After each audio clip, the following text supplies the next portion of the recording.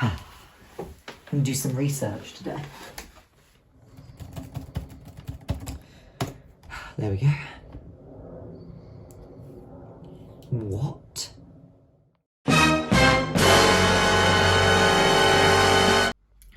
How am I supposed to look through all of that just to get some research on the Vikings?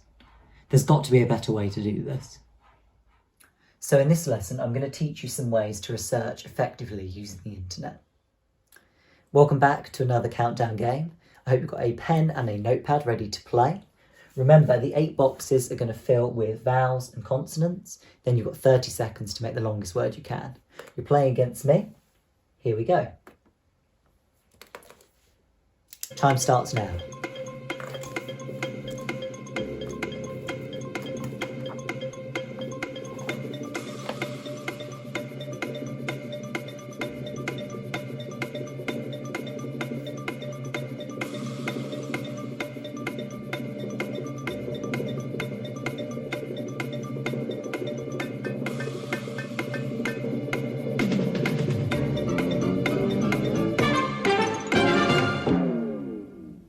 Let's check some answers.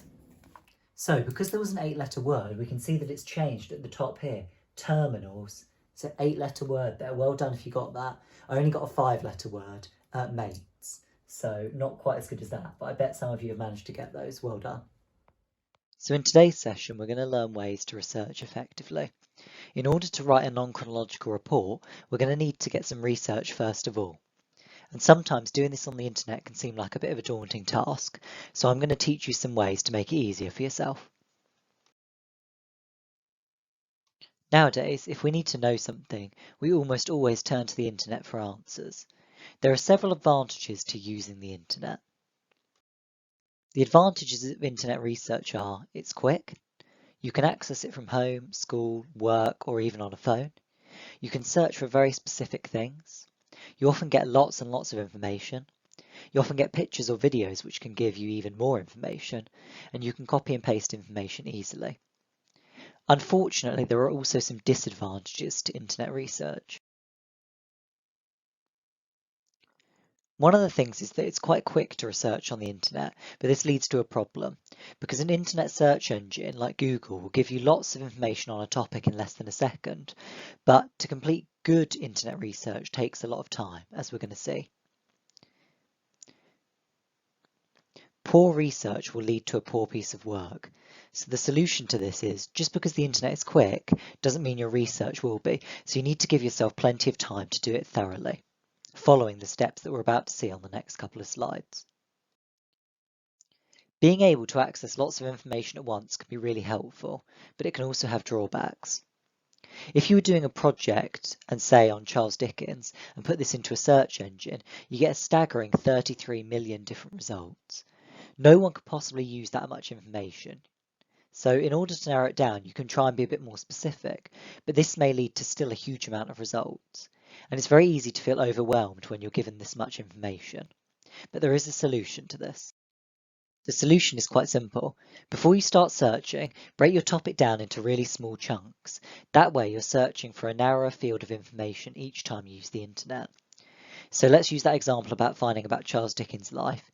You might think about these individual topics, say early childhood, parents, school life, jobs, his writing career. These individual topics will help you to search much easier.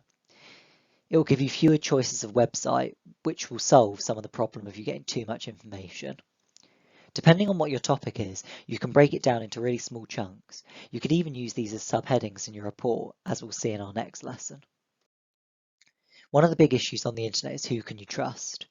What I mean by this is, it's difficult to know who wrote things on the internet, as anyone could post things, whether they're true or not. You might think you're repeating facts, but they're actually false by mistake. The solution to this is be really selective. Only use websites for information that you know you can trust from their reputation. You can look at the suffix of a website, it can tell you a lot. What I mean by this is after the website name, if it says .ac or .edu or .sch, that means it's an academic institution, like a school, a college or a university, which is probably a trustworthy source. .gov is a government website which is also trustworthy. .com or .co.uk means it's a commercial organisation, they're earning money. So it's best to stick to well-known companies such as BBC. The BBC is a really great website to use for your research. Sometimes you might have difficulty understanding what you've seen on the internet. The problem is the information from the internet is indiscriminate. That means that you might get something written by a primary school pupil or something written by a professor. So you might get something that's quite easy to understand or something that's really hard to understand.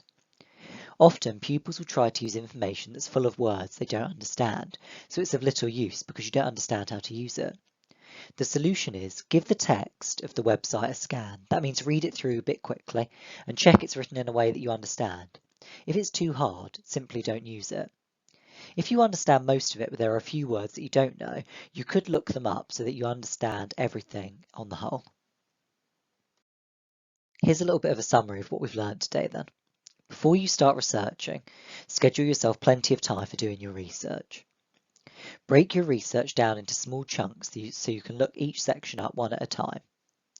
When you've searched on, say, Google, select only the websites you feel are trustworthy. Check that the website is from a reputable source like the BBC. These are my top-rated sources, BBC Bitesize and National Geographic. Now, National Geographic can be used for geography topics, but they also have a history section too, which means they're great for that topic as well. When you have chosen a website and are looking at it, scan the text to make sure you understand it. If it's impossible to understand, don't use it. If there are some hard words, look them up. The next step is to make your own notes from the online information using your own words. If you copy and paste from somebody else, then you may not understand what you're telling the person who's reading your report. Also, the report should be in your own words. It is your information that you've found and want to tell to your reader. If you follow all of these tips, you'll be able to use the internet effectively to research your topic for your report. You'll need to take some time to do that now, and then in our next session we're going to look at the features of a report and how to write our own using the facts you found using your internet research. Good luck. Right, now you're in a good place to do some research for yourself using the internet. Once you've got your notes and have done your research, come back and join me in the next lesson where we're going to look at how to write in a report style.